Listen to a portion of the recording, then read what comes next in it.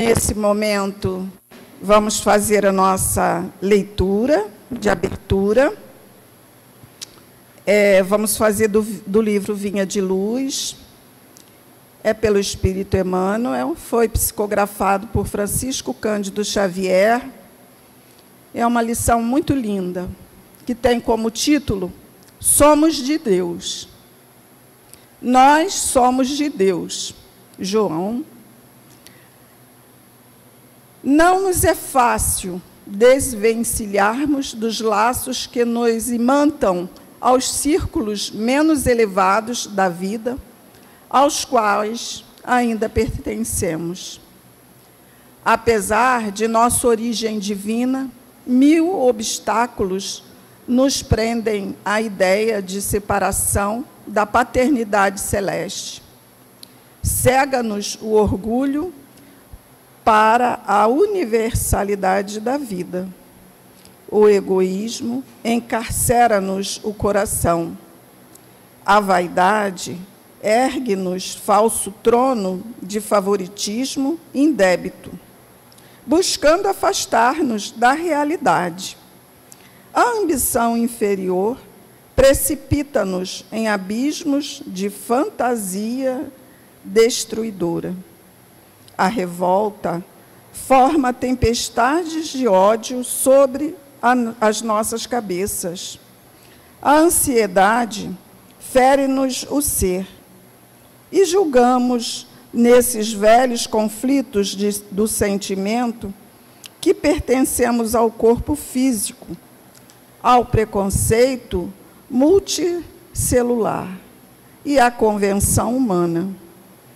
Quando todo o patrimônio material que nos circunda representa empréstimo de forças e possibilidades para descobrirmos nós mesmos, enriquecendo o próprio valor.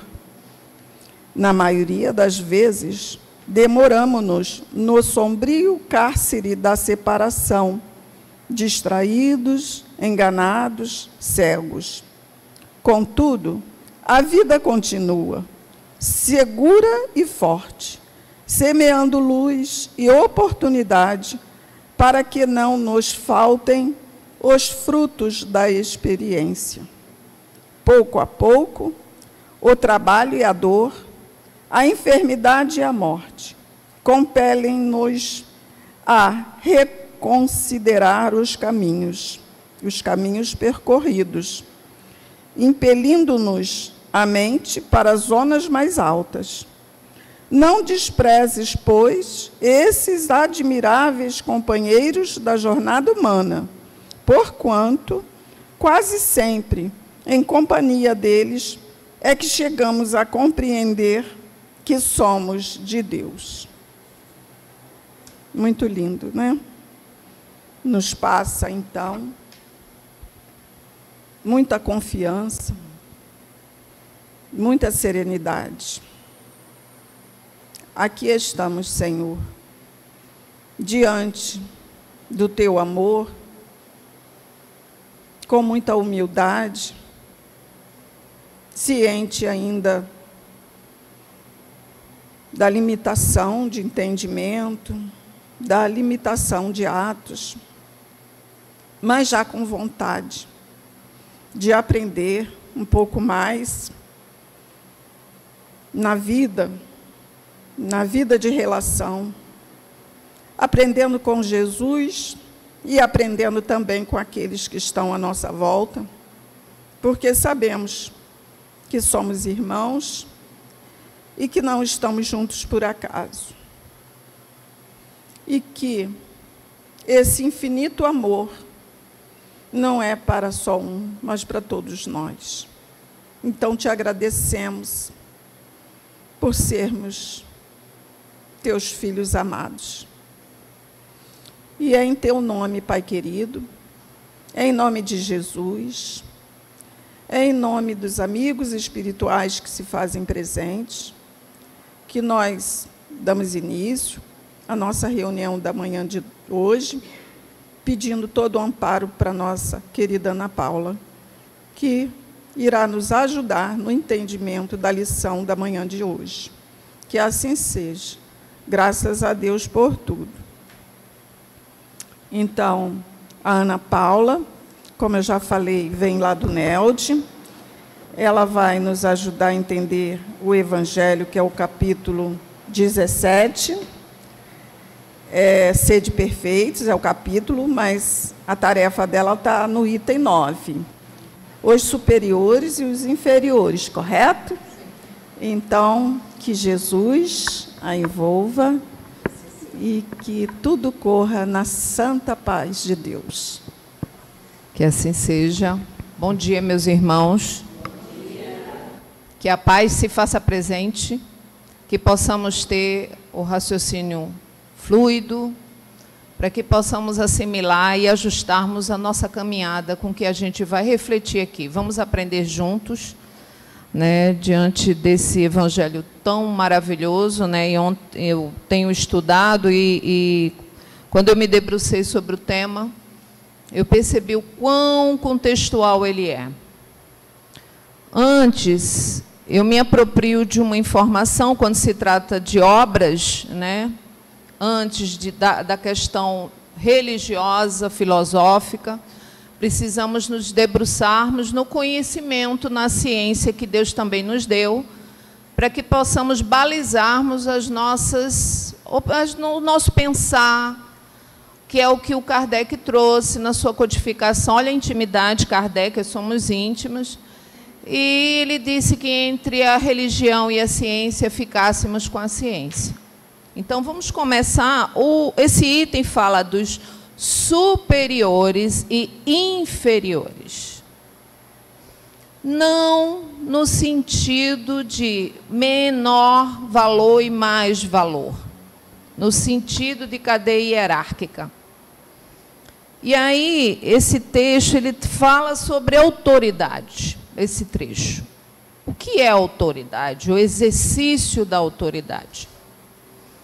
E aí eu fui levantar, o nosso evangelho fez 161 anos, 160, está caminhando para 162 anos. No momento em que ele foi codificado, aquela sociedade estava em profunda transformação, entrando no iluminismo, que foi a era das ideias, saindo do Renascimento, que antes era o totalitarismo, né, onde o que dominava, a referência de autoridade daquela sociedade era o clero e os reis, né, os reinos, os reis, as rainhas, né, eram os soberanos. E aí, a referência de autoridade era sempre de cores muito fortes.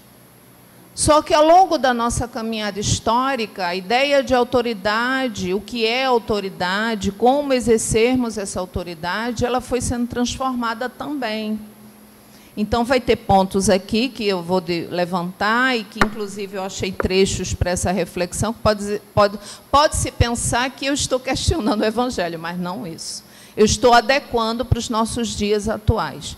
Que a autoridade não só se exerce quando temos o poder validado, como somos gerentes, ou donos de uma empresa, ou rei, ou rainha, ou dentro de uma estrutura de empresa. A autoridade, ela começa muito cedo no nosso grupo família. Porque o próprio processo do Criador, ele é extremamente sábio. E nossos talentos, os talentos que são necessários para que possamos caminhar de uma forma mais tranquila, com menos sofrimento nesse mundo de expiação, né? Como disse Jesus, passaremos por aflições, mas se tivermos sabedoria, se tivermos resignação, saberemos passar. E aí, a autoridade, nesse primeiro momento, eu trouxe essa reflexão, vocês vão entender quando eu começar a leitura, nesse primeiro tópico, traz a autoridade, da mesma forma que a fortuna, é uma delegação da qual serão pedidas contas àquele que dela se acha investido. Não creais que lhe seja dada para lhe proporcionar o vão prazer de comandar, nem assim o que creem falsamente a maioria dos poderosos da terra, como um direito, uma propriedade.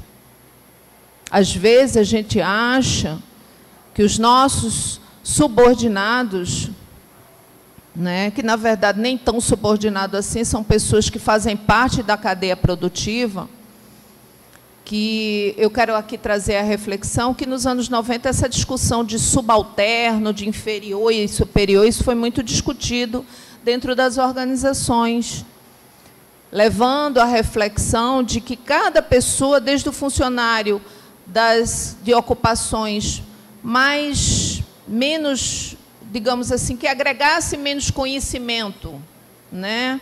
Vamos supor, aquele que serve o café, que são condições mais simples. Não digo que não tenha conhecimento, tem sim.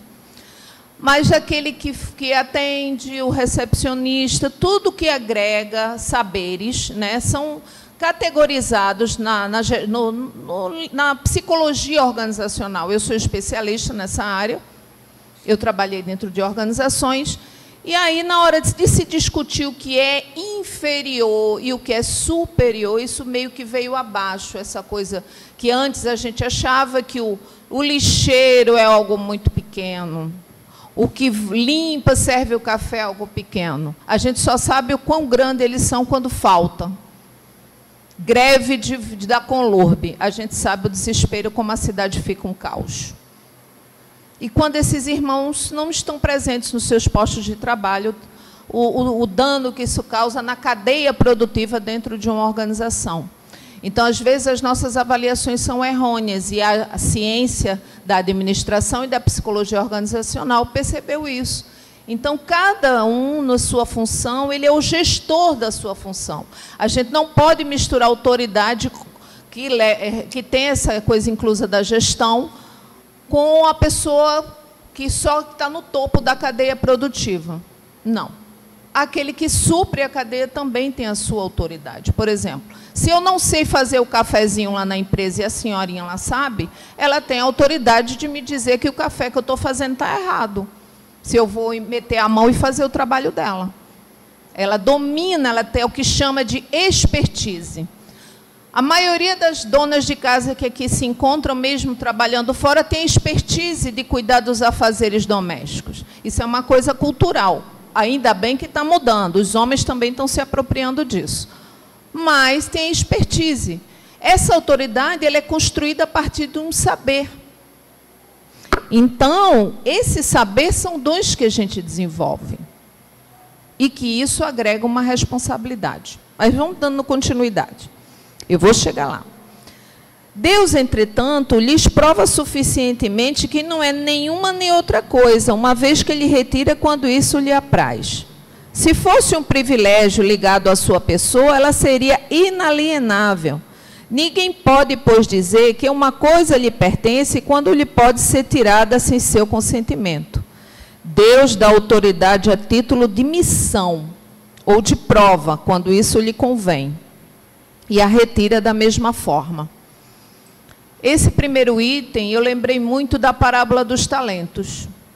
Eu estou falando aqui de talentos anteriormente. Os dons que nós temos de cozinhar, de cuidar da nossa casa, de gerir uma empresa, de dirigir um carro, de cuidarmos da nossa família, ou mesmo da nossa equipe de trabalho, quando a gente tem um cargo de chefia. Quando coordenamos uma atividade, temos a responsabilidade de estar à frente de uma máquina, de um equipamento dentro da empresa. Isso também é um modelo de gestão que imbui alguma autoridade.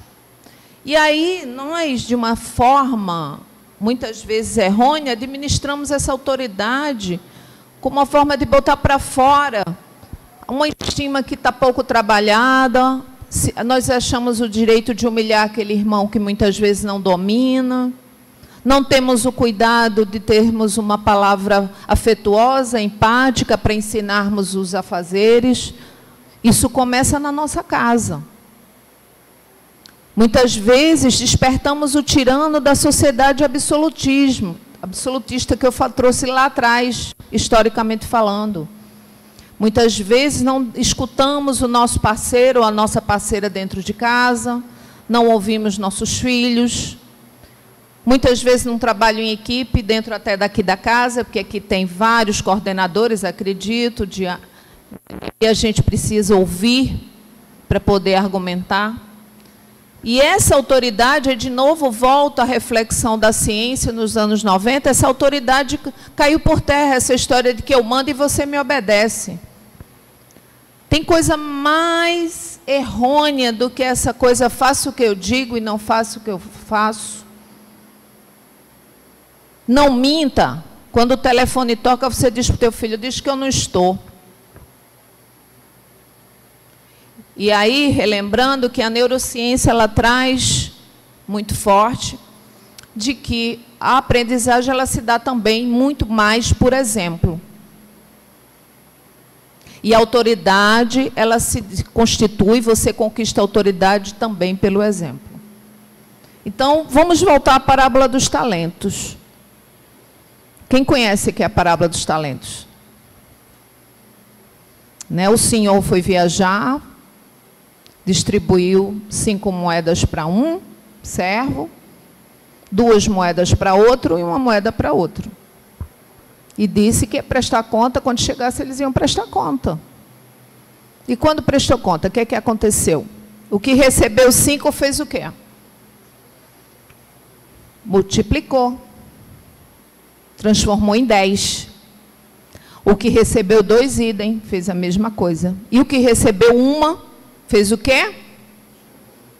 Enterrou, escondeu. E aí, quando o Senhor chegou, que pediu para que prestasse conta, os 2 prestaram conta, foram glorificados por aquele Senhor, e o que enterrou, levou aquele, usando a linguagem atual, aquele esporro, aquela puxada de orelha, que um bom Senhor faz. Você está errado, você agiu de forma errada, e você não tem aptidão para estar aqui na minha vinha trabalhando. Você não multiplica, muito pelo contrário, enterra. Não vou ensinar, ele vai aprender e amanhã eu estou por fora. Não vou ensinar, quem vai perder o emprego sou eu. Muitas pessoas acham que o seu saber, a força do dinheiro, por ser o provedor da casa, muitas vezes, aí eu sempre uso o grupo família, que é o grande laboratório do comportamento. Tudo que a gente é em casa, a gente é na rua, tá, gente? Por mais que a gente bote um verniz, mas a máscara sempre escorrega. Então, se nós somos um déspota, uma tirana ou tirano dentro de casa, seremos um tirano, uma tirana na rua, no trabalho, nos grupos, no centro espírita, em onde quer que a gente circule. Então, como nós, aí a pergunta que eu devolvo para todos, para todos nós, como nós estamos trabalhando os nossos talentos? A gente está multiplicando ou a gente está enterrando? Será que nós estamos tendo a força necessária, a coragem necessária para multiplicarmos o nosso talento e fomentarmos a nossa autoridade onde nós estamos circulando, dentro das nossas casas, nos grupos, dentro da nossa equipe de trabalho, muitas vezes, entre os nossos amigos? Porque a autoridade, ela é um dom que ela pode ser despertado. Isso é uma coisa... Ah, é dom. Não, é uma aptidão. Vamos trocar dom. Dom é uma coisa que não é muito usado hoje em dia. Uma aptidão que pode ser desenvolvida. E a autoridade, ela nasce exatamente de um poder que os outros que estão ali ao teu redor validam. Às vezes a pessoa nem tem. Quantas situações de vocês que trabalham ou que não estão, mas que passaram por algumas organizações, grupos de trabalho em que tem sempre aquele que tem uma fala boa, que chega, que resolve, muitas vezes nem passou pela hierarquia da empresa, não foi reconhecido como líder, mas que tinha uma autoridade intrínseca no seu comportamento, por ser uma pessoa proativa dentro do grupo. E a vida nos convida a exercermos essa autoridade com os nossos filhos, com o nosso marido ou com as nossas esposas. E a autoridade não é mandar, tirar o direito do outro de interagir. A autoridade não é isso.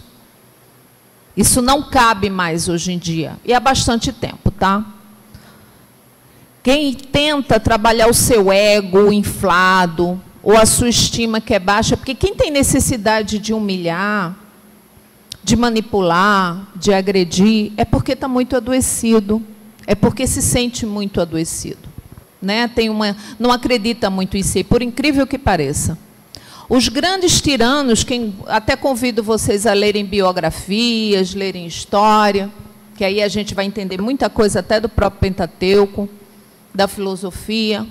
Vocês vão perceber, por exemplo, a biografia do Napoleão Bonaparte, dos grandes soberanos que passaram pela história da humanidade, vocês vão perceber que eram pessoas extremamente fragilizadas, emocionalmente falando e psiquicamente falando, adoecidas.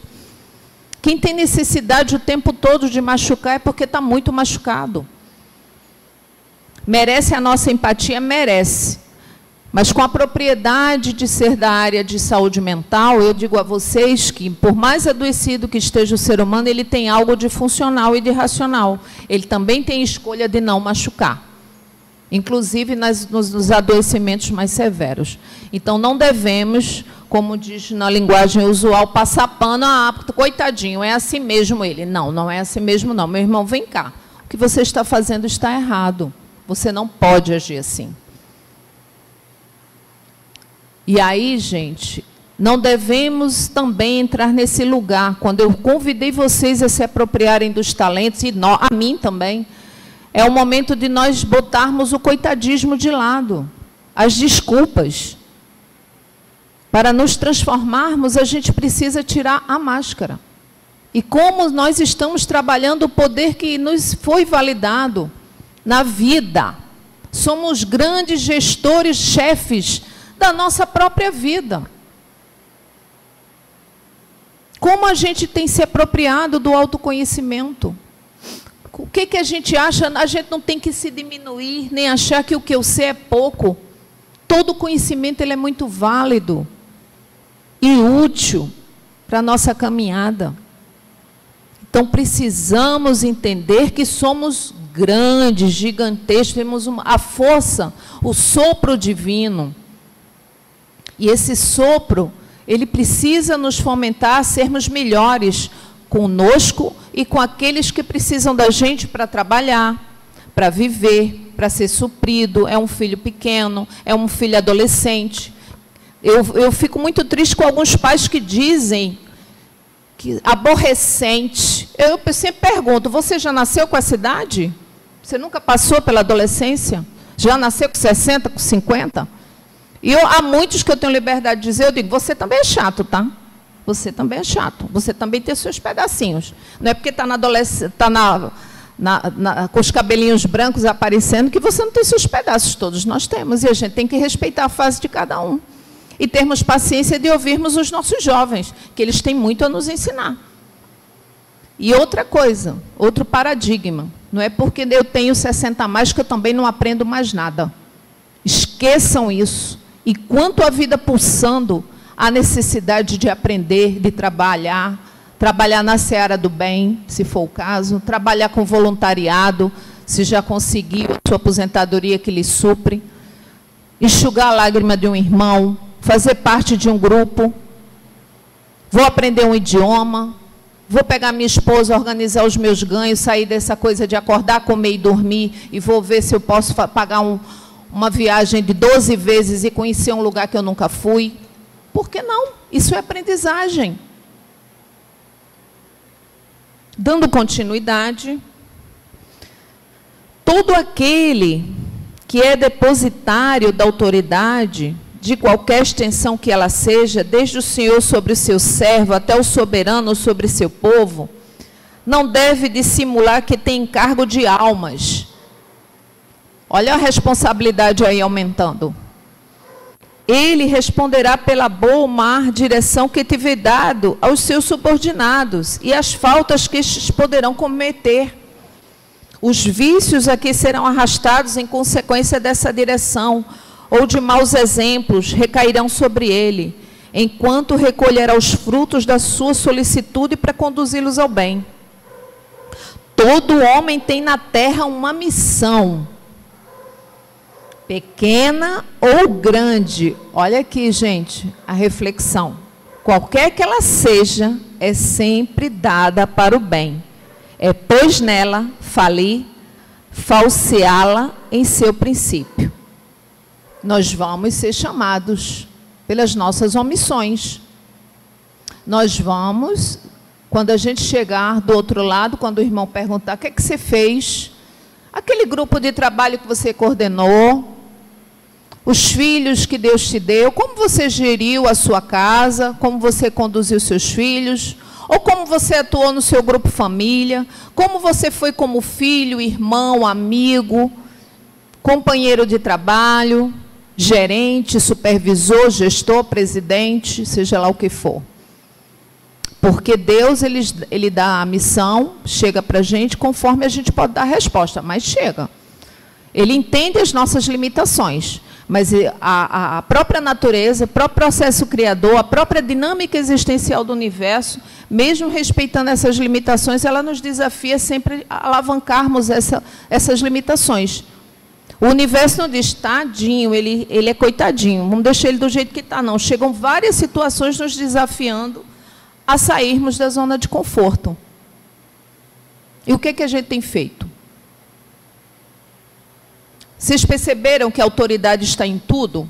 Ela surge no momento em que a gente precisa de um conselho, no momento em que a gente está numa reunião, que às vezes a gente não é coordenador de nada, mas, por favor, vamos supor, eu e a Dilma fazemos parte de uma equipe de trabalho.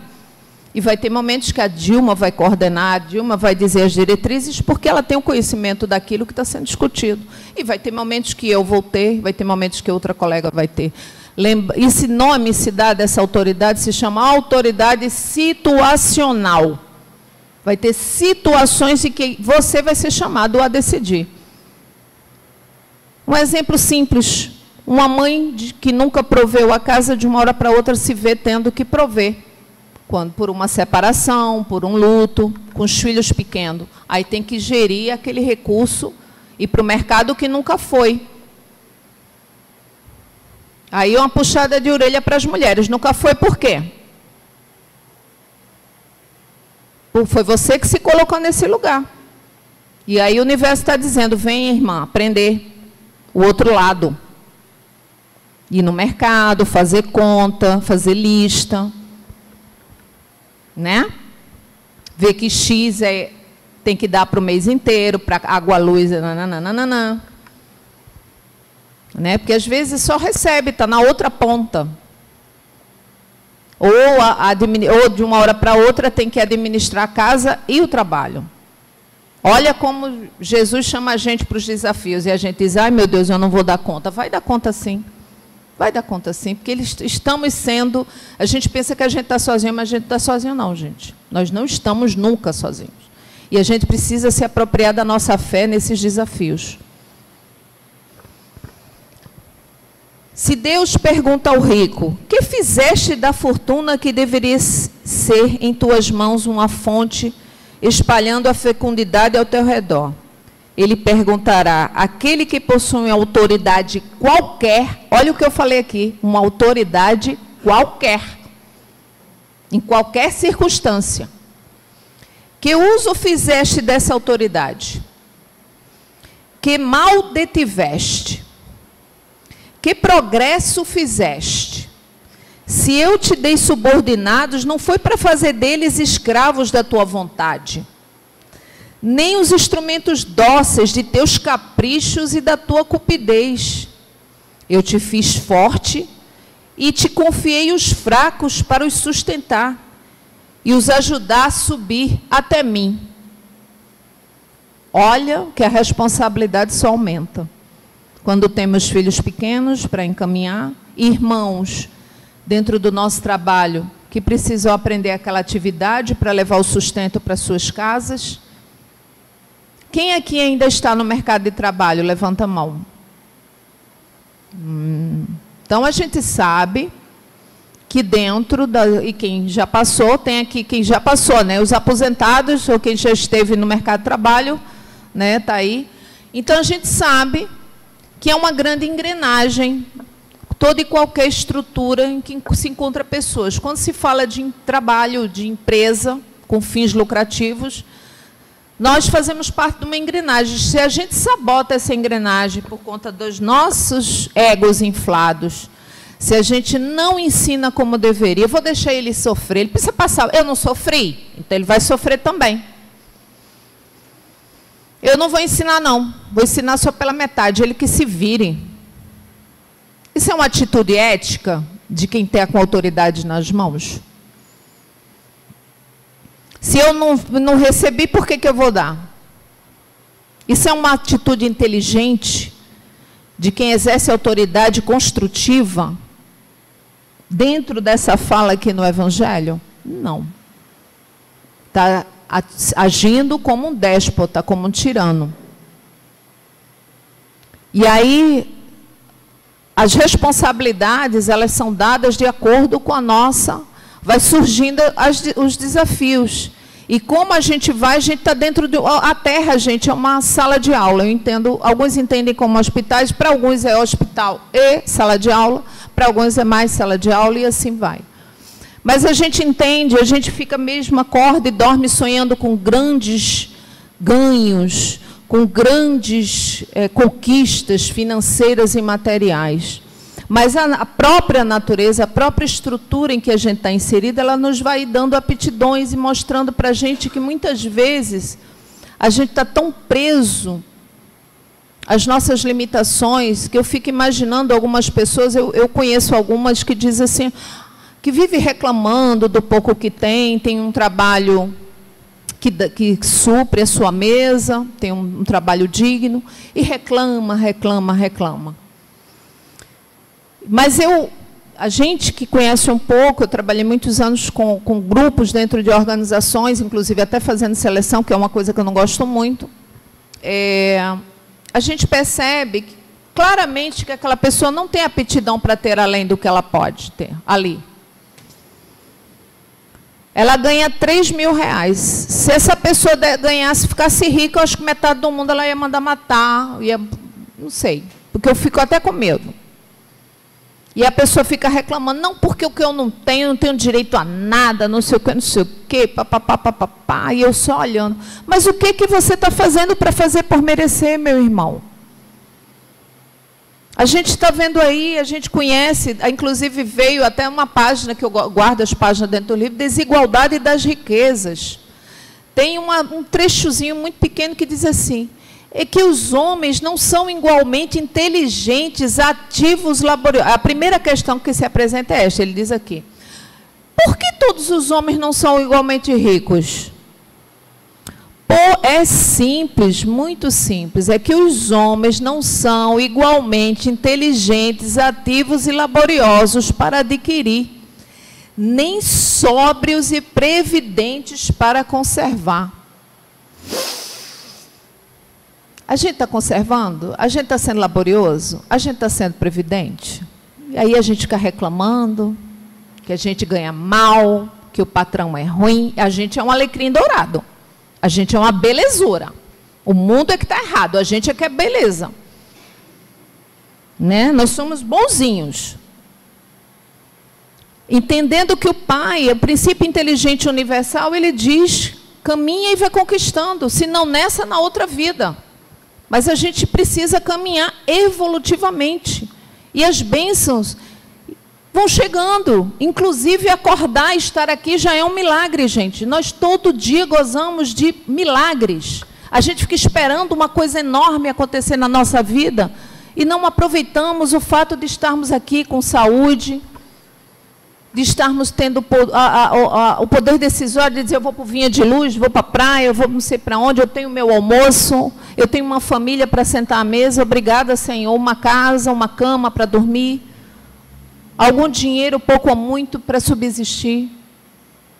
A gente agradece?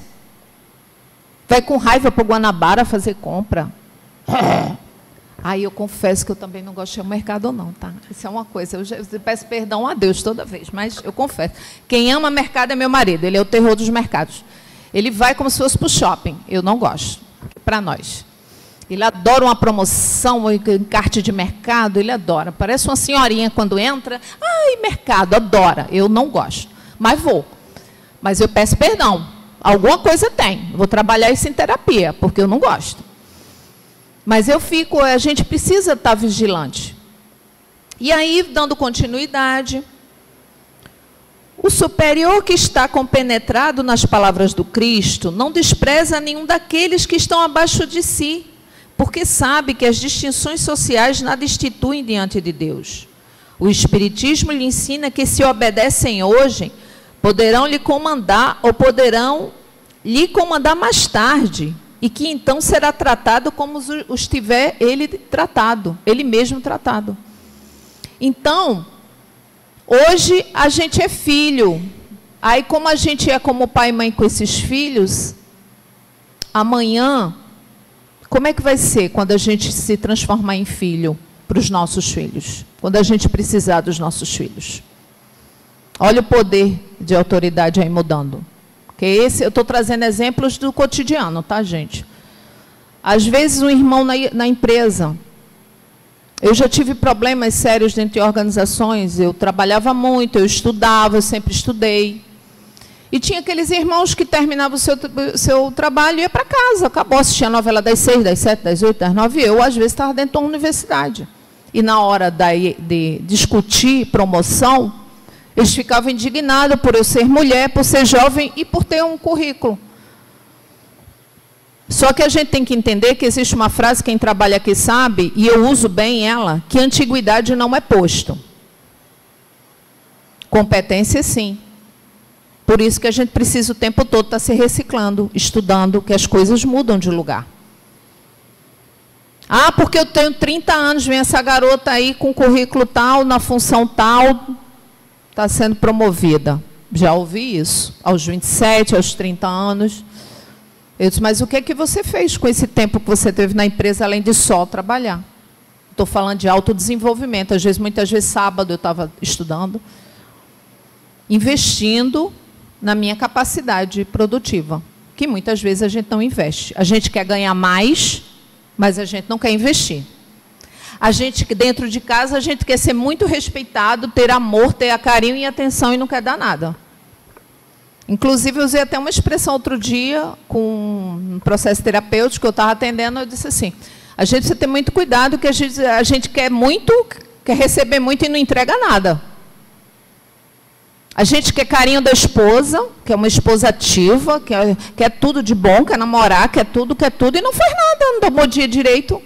Porque lembrando que esse namoro, esse romance, ele é como uma plantinha, precisa ser cultivado. O amor, ele precisa ser cultivado em todas as suas vertentes. O amor ágape, o amor eros, o amor fraterno, o amor entre casais. Ele começa de manhã cedo, no bom dia, meu amor, como você está? Eu fiz um cafezinho, não precisa ser muita coisa não, fiz para você. Trouxe na cama. Olha que delícia. Você está com dor nas pernas? Vou fazer uma massagem. Agradecer aquela comidinha quente que muitas vezes ela se esmerou em fazer. Mesma coisa as mulheres. Né? Como é que foi seu dia? Ter o diálogo. Como é que foram as coisas? Ouvir, aconselhar. Né? Se o superior tem deveres a cumprir, o inferior tem de seu lado e não são menos sagrados. Olha só, quem também está na outra linha. Se esse último é espírita, sua consciência lhe dirá melhor ainda que deles não está dispensado, mesmo quando seu chefe não cumprisse os seus, porque sabe que se deve retribuir o mal com o mal, que não se deve retribuir o mal com o mal. E que as faltas de um não autoriza as faltas de outros. Ah, eu só faço se o outro fizer. Ah, eu não recebi, não vou dar. Se sofre em sua posição, diz a si mesmo, quem sem dúvida a mereceu, porque talvez ele mesmo abusou outrora de sua autoridade, e deve sentir a seu turno os inconvenientes daquilo que fez os outros sofrerem. Se está forçado a suportar essa posição na falta de achar uma melhor. O Espiritismo lhe ensina nela a se resignar como sendo uma prova para sua humildade, necessária a seu adiantamento. Sua crença o guia em sua conduta, age como quereria que seus subordinados agissem para com ele, se fosse chefe. Por isso mesmo é mais escrupuloso no cumprimento de suas obrigações, porque compreende que toda negligência no trabalho que lhe está confiado é um prejuízo para aquele que o remunera e a quem deve seu tempo e seus cuidados. Numa palavra, ele é solicitado pelo sentimento e do dever que lhe dá sua fé. E a certeza é que todo desvio do caminho reto é uma dívida que será preciso pagar cedo ou tarde. François Nicolas Madeleine Cardeal Morlon, Paris, 1863. Ai, Ana, você jogou uma responsabilidade nas nossas costas. A gente vai ser chamado por todas as nossas faltas, inclusive essas no momento em que, no laboratório da vida, fomos chamados a conduzir e ser conduzidos.